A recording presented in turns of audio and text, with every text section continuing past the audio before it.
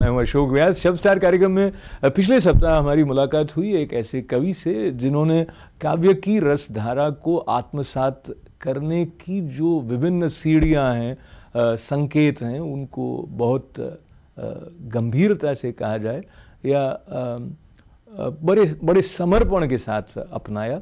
अभिनव शुक्ला साहित्य गौरव के सम्मान से अखिल विश्व हिंदी समिति द्वारा सम्मानित होने वाले कवि 10-12 वर्षों से विशेष करके मंचों पर भारत में और भारत के बाहर सबको काव्य रस से स्नान कराने वाले, और सियाटल में जहां अपने कंप्यूटर प्रोफेशन के प्रति वो ईमानदारी से जुड़े हुए हैं, वहीं साहित्य की जो धारा है उसके तात्कालिक संदर्भों के साथ भी उनकी लेखनी निरंतर सक्रिय रही है।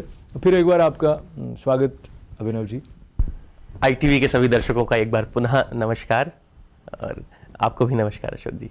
पिछली बार जब हमारी चर्चा चल रही थी अभिनव जी, तो हम छंद की बात कर रहे थे और आपने कहा कि छंद के लिए विशेष रूप से सजग रहना पड़ता है।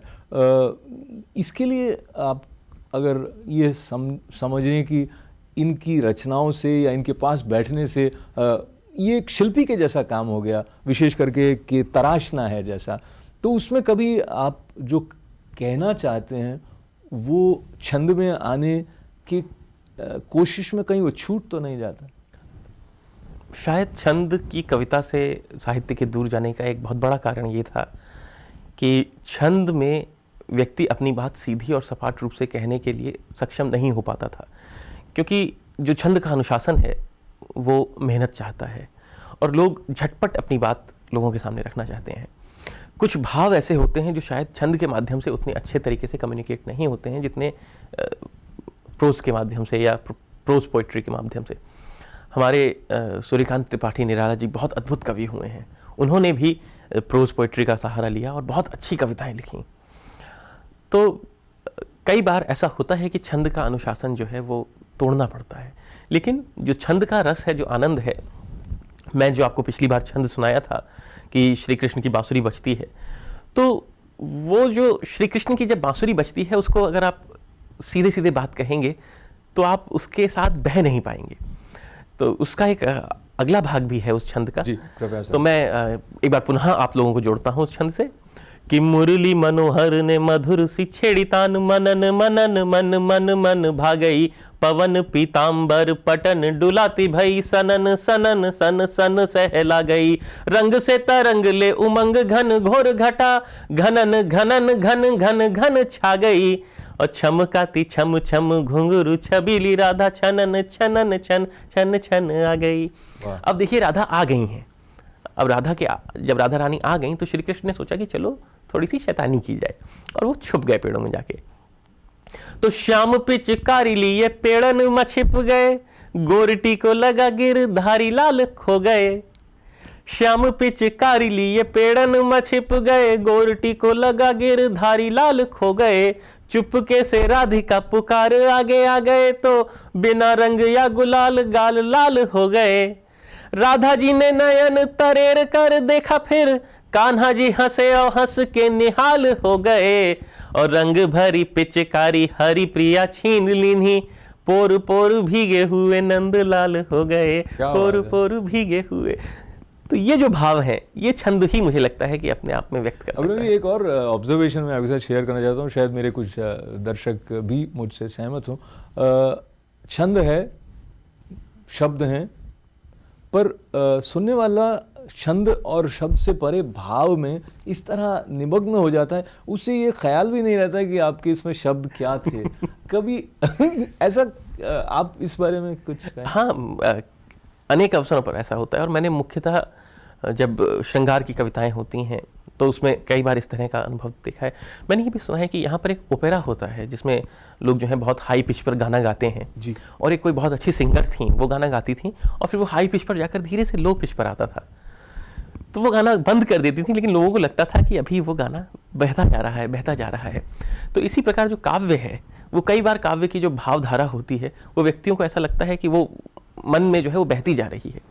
वीर रस की कविताओं में कई बार ऐसा होता है कि जो रक्त का प्रवाह है वो बढ़ जाता है और व्यक्तियों को लगता है कि अभी तक जोश जो है हमारे अंदर जो है बढ़ता जा रहा है। तो इस प्रकार कविता में भी इस तरह के शक्ति है कि जो इस तरह के भाव संचार कर देती है। ये जो अलग अलग भाव हैं, जैसे श्रृंगार का हुआ, भक्ति का हुआ, वीर रस का हुआ, और एक पॉलिटिकल सैटायर जैसा भाव हुआ, हास्य का हुआ, तो ये सारे भाव कहीं ना कहीं आपकी कविताओं में किसी किसी रूप में दिखाई दे जाते हैं। आपके लिए कितना सहज होता है, जैसे ये अलग अलग मुखौटा जैसा हो गया, अगर ऊपरी तौर पर बात करें तो, कि मैं गुस्से वाला आदमी हूँ, गुस्से की बात करने वाला हूँ, हास्य की बात करने वाला हूँ, कैसे आप इनमें संतुलन बनाते हैं? देखिए, मुझे ऐसा लगता है कि ये हमारी कविता का दुर्भाग्य है, हमारी हिंदी कविता का, कि हमने कवियों को केवल इस रूप में बांट दिया। हम सुरेंद्र शर्मा जी को एक हास्य कवि के रूप में देखते हैं, लेकिन अगर आप उनकी रचनाएं, अच्छी गंभीर रचनाएं सुने, आजकल जब कभी कभी वो मंच पर अपनी गंभीर रचनाएं सुनाते हैं, वो इतनी अच्छी रचनाएं हैं कि उनको सुनकर ऐसा लगता है कि कोई श्रेष्ठ कवि इससे अच्छा क्या लिख सकता है। पर उनकी क्योंकि पहचान एक हास्य कवि के रूप में है, तो उनसे सबकी आकांक्षाएं ये होती हैं कि आप नहीं अपनी वो 4 लाइन नहीं सुनाइए, जबकि उनकी अच्छी कविताएं जो हैं वो उससे बहुत अद्भुत हैं और बहुत मैसेज है उनकी रचनाओं में। इसी प्रकार मानव जो है उसके मन में तरह तरह के भाव आते हैं। जब 26/11 को भारत के मुंबई शहर में आतंकवादी अपनी बोट लेकर आते हैं और मासूम और निरीह जो भारतीय हैं उन पर गोलियां बरसा देते हैं, ऐसे में कोई हास्य का कवि भी, क्या उसका हृदय नहीं रोएगा, क्या उसको क्रोध नहीं आएगा? ऐसे में कविता जो है वो अपना तेवर बदलती है। जब भारत के नगरों में ब्लास्ट होते हैं, जब बनारस में ब्लास्ट होता है, जयपुर में ब्लास्ट होता है, दिल्ली में ब्लास्ट होते हैं, तो ऐसे में भारत में रहने वाला कोई भी व्यक्ति या कोई भी व्यक्ति जिसके अंदर मानवता की जरा सी भी भावना है, वो कैसे उन संवेदनाओं से दूर रहेगा? ऐसे ही जब कोई व्यक्ति जो है वो बहुत प्रसन्न होता है, आनंदित होता है, तो वो हास्य की रचनाएं, हास्य भाव रहता है उसके मन में, आनंद का भाव रहता है। कोई व्यक्ति पूजा करता है तो उसके मन में भक्ति का भाव रहता है। तो एक व्यक्ति के मन में तरह तरह के भाव आते हैं, और कविता उन भावों को शब्दों में उतार देने का एक कला है, कह सकते हैं, भावों को शब्दों में उतारने की कला। तो जब हमारे मन में आनंद का भाव है तो हास्य कविता हो जाती है, जब क्रोध का भाव है तो वीर रस की कविता हो जाती है। अभी भी मैं माफ़ी चाहता हूँ, ये फिर भूमिका की बात आती है। एक जागरूक नागरिक के रूप में आप सोचते हैं कुछ घटनाओं के बारे में, फिर आप अंदर तय करते हैं कि मुझे इसके प्रतिक्रिया स्वरूप क्या करना चाहिए, मेरी क्या भूमिका हो।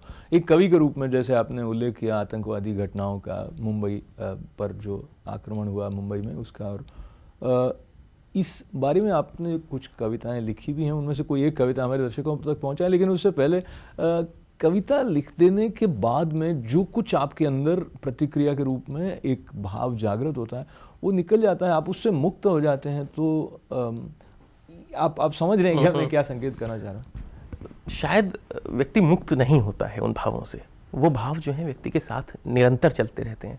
हाँ, कई बार ऐसा होता है कि जैसे होली का कवि सम्मेलन हो रहा है, तो उसमें शायद मुझे लगता है कि मैं अगर इस समय मुंबई ब्लास्ट की कविता पढ़ूंगा तो लोग उससे एकात्म ना हो पाए, तो मैं पहले इस तरह की हास्य कविताएं सुनाकर, क्योंकि कवि सम्मेलन in the form of performing art बहुत समय से है, पर अमेरिका में इतना पॉपुलराइज्ड नहीं है। तो कई संस्थाएं हैं, जैसे मैं अभी Jain social group of New York के कार्यक्रम में आया था, पहली बार ये ग्रुप जो है अपना कवि सम्मेलन कर रहा था। तो अभय कोठारी जी इसके अध्यक्ष हैं ग्रुप के। इन्होंने मुझसे कहा कि भाई अभिनव जी, हम पहली बार ये कवि सम्मेलन कर रहे हैं, तो हमारे जो सदस्य हैं वो जानते नहीं कि कवि सम्मेलन क्या होता है। तो अगर मैं कवि सम्मेलन का जो विभत्स रूप है वही सबसे पहले उनके सामने प्रकट करूं तो शायद इतना उचित ना हो, उनके लिए न्यायपूर्ण भी ना हो। तो मैंने शुरुआत की कि अपनी कुछ हास्य कविताओं से, कुछ ऐसी कविताओं से जिससे कि श्रोता जो है वो मुझसे जुड़ सकें, वो मेरी बात सुनने की कोशिश करें। और फिर जब मुझे लगा कि अब श्रोताओं को आनंद आने लगा है और ये मेरी बात सुन रहे हैं, तब मैंने कुछ गंभीर कविताएं पढ़ी और अपना अंत जो है काव्य पाठ गंभीर कविताओं से किया, गंभीर रचनाओं से किया। तो इसी प्रकार जब एक कविता हम लिखते हैं, वो किसी भी गंभीर विषय पर हो या आतंकवाद पर हो, जब हमें ऐसा लगता है कि अब वातावरण सही है, अब मैं जो अपने मन की बात है वो आगे तक पहुंचा सकता हूं, तो मैं अपनी बात पटल पर रखता हूं। टेलीविज़न पर हम क्या स्विच कर सकते हैं, ऐसा थोड़ा सा स्वतंत्रता ले लेते हैं हमारे दर्शक, कभी इस भाव की तरफ जा सकते हैं, उस भाव की तरफ जा सकते हैं, या फिर वो स्विच भी कर सकते हैं, दोनों बातें रहती है। तो बहरहाल मैं आपसे निवेदन कर रहा था कि मैं उससे आप असहमत होना चाहता हूँ। कवि सम्मेलन का विभत्स रूप तो कोई नहीं होता है, गंभीर हो सकता है। तो विभत्स में तो जूते चप्पल चलने वाली टमाटरों की, अंडों की बात आ जाती है। ऐसा कहा जाता है कि जो बदमाश होते हैं, बड़े बदमाश होते हैं, तो कोई भी व्यक्ति बड़ा बदमाश तब तक नहीं बनता है जब तक वो मार नहीं खाता है। तो मेरा ऐसा मानना है कि कोई भी कवि बड़ा कवि तब तक नहीं बनता है जब तक वो अंडे और टमाटर नहीं खा लेता है। बड़े कवि हो चुके हैं क्या? मैं तो खैर, मैं तो अभी होने की प्रक्रिया में ही हूँ, अभी तो अंडा टमाटर प्रक्रिया ही चल रही है। हमारे बीच का वातावरण इतना हल्का फुल्का है कि हम गंभीर रस की तरफ सीधे सीधे नहीं बढ़ सकते हैं। इस बात का सम्मान करते हुए पुनः आप कुछ ऐसी रचना जो आपसे लोग बार बार कहते हैं सुनाइए, वो न सुना के कोई और सुना दे।